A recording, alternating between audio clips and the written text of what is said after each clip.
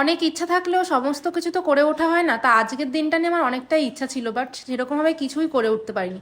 চলো আজকের দিনটা তাহলে কি তোমাদের শেয়ার করে দিই। আজকে হচ্ছে আমার শ্বশুর শাশুড়ির অ্যানিভার্সারি। তো বিকালবেলায় বেরিয়ে পড়েছি বাবার বাড়ি থেকে চলে এসেছি শ্বশুর বাড়িতে। তো শ্বশুর বাড়িতে শাশুড়ি মায়ের যে জন্য কিছু নিয়ে এসেছি, কেক, ফুল, আরও সব। আর এদিকে আমি এসেই রান্না করতে বসিয়ে দিয়েছি, তার সঙ্গে সঙ্গে এদিকে শাশুড়ি মাকে রেডিও করে নিচ্ছি।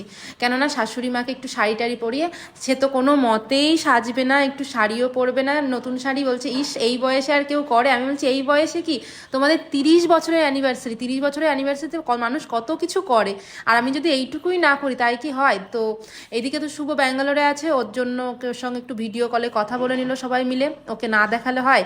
ও দূরে আছে, যেহেতু সবার একটু মন খারাপ, দূরে আছে। তো আমি যতটা পারলাম ততটুকুই সব মায়ের বাবার জন্য আর কি সেলিব্রেশনের সমস্ত কিছু আয়োজন করেছি।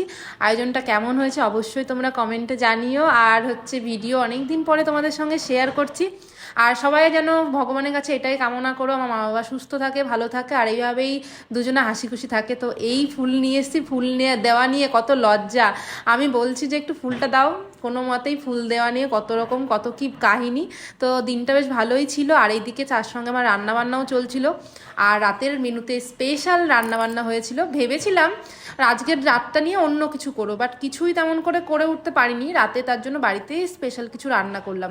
ভেবেছিলাম আজকে একটু বাইরে যাব, দেন ওখানে খাওয়া দাওয়া করব, এটাই আর কি মনে মনে প্ল্যান ছিল। বাট যেটা হয়েছে ভালোর জন্য হয়েছে। বাড়িতে রান্না করেছিলাম বাটার নান, চিকেন কষা আর রসগোল্লা।